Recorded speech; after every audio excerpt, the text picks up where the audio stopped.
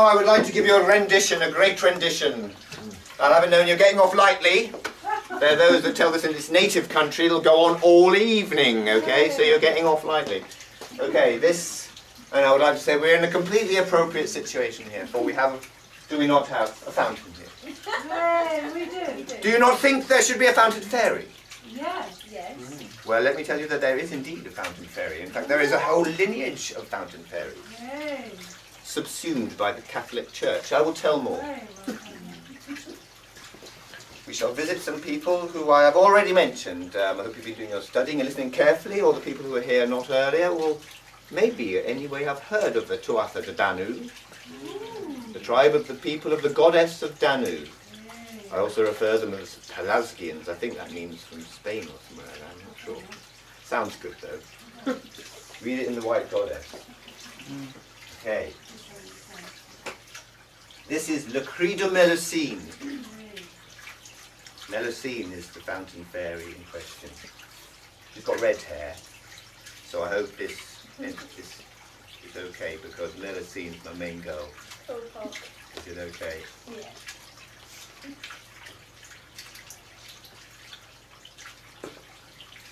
It is said that Scythians first were here, before Sumer and Hittite and Phoenician warriors, and the Sarmatians in green dragon-like scales. Older than the Egyptians, the eldest who set sail.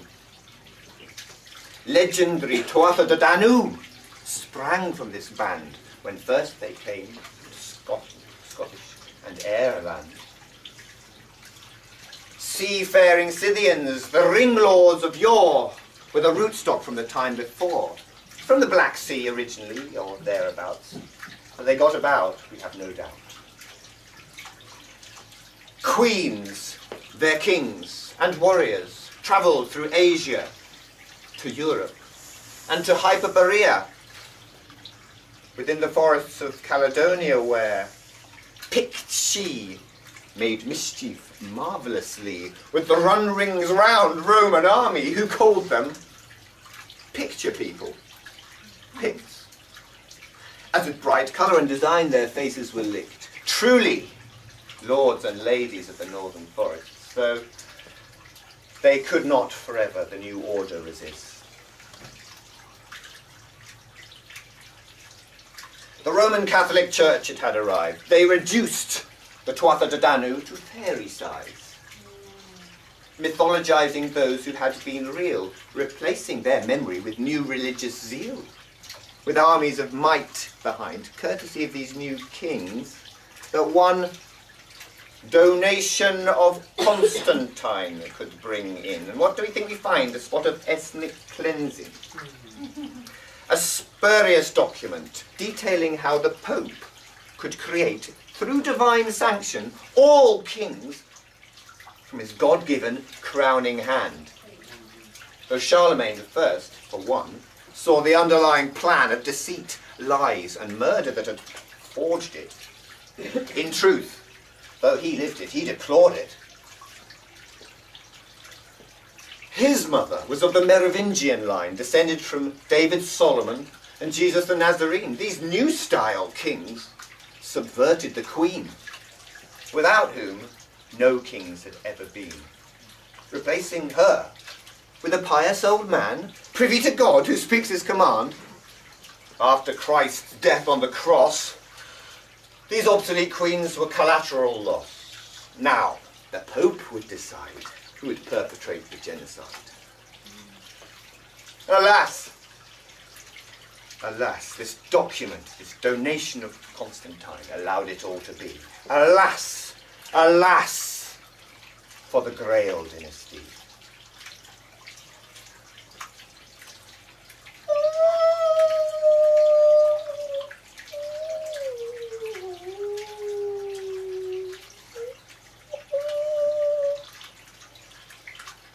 For can you hear the keening?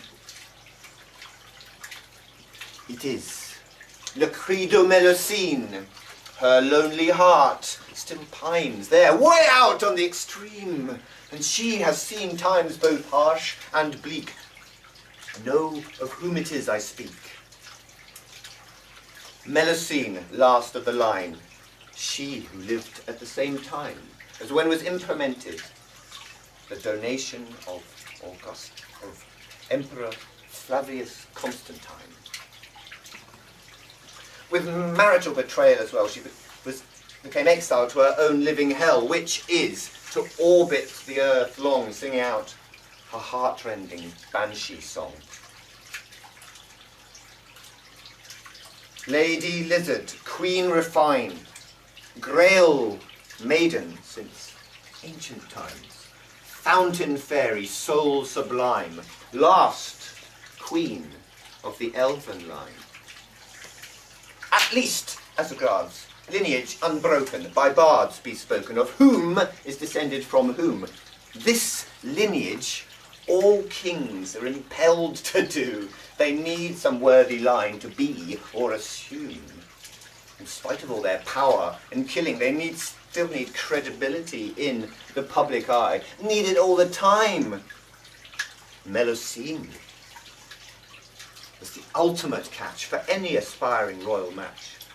Her paradox is because Constantine's donation is responsible for falsely costing us the loss of her precious line. And as everybody knows, the emperor wears no clothes. Yet she is perceived as half this, half that, desirable yet demoniac dynastocrat, depicted as both the devil's daughter and of the highest regal order.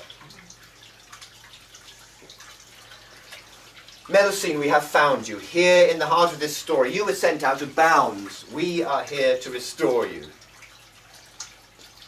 You of the line who once ran the temple where 9 maidens preserved their menstrual bloods in a cup for the imbibing of the king, that it might him good kingship bring.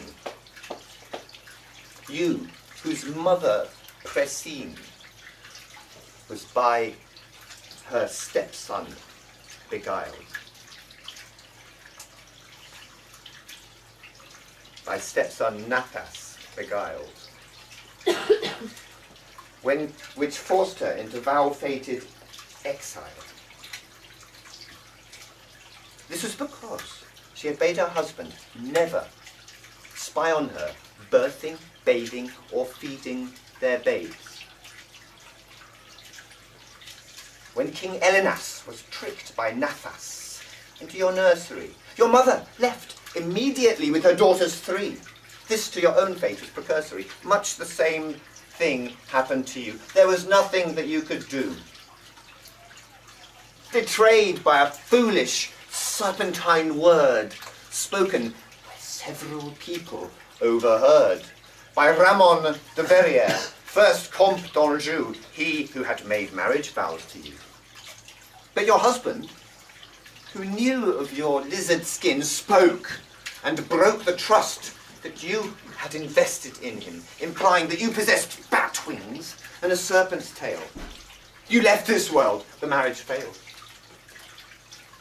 The dragon features have been your mother's curse. Of her 3 daughters, she punished you the worst. For that grief you doled out on your dad, that slip of tongue that made you all mad. Because of you, your father went nearly half insane on the high Northumbrian mountain range where you and your sisters imprisoned him. When he died, so sorely was your mother missing him that she built a tomb with a statue and inscription guarded by Grimald the giant's eternal protection. Melusine, daughter of Presine before you, your fate forged by feelings forced through you and your sisters who gave grief to King Elenas. Though you did not know that it was not his fault, within a web of deceit he had become caught. King Elenas lost it with all you lot in his face, and Nathas was made king in his place.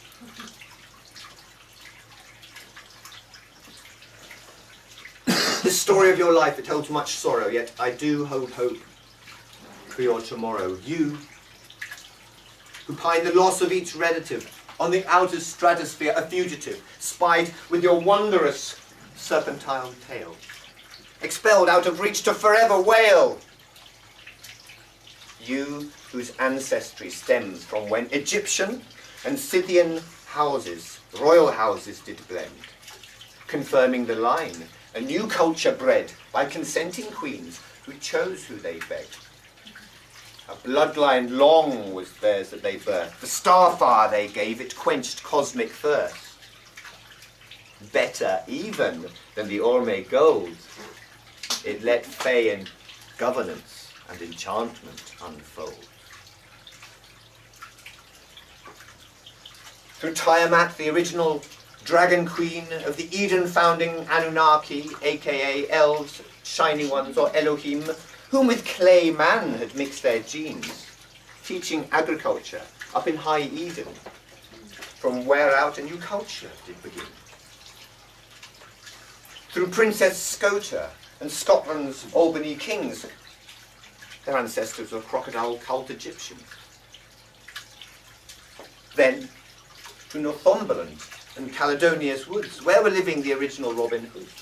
Then to the Verrières de Forest, near Saint-Étienne, at Lucina, Lightbringer, where stands your fountain.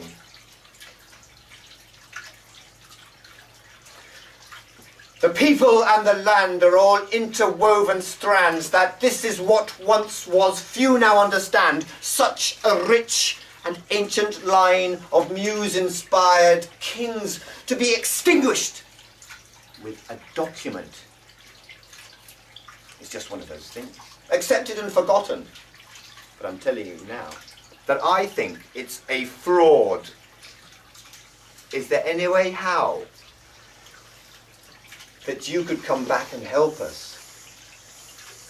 Because we need your touch. And we don't even know that we miss you so much. La Corrida Medicine, please.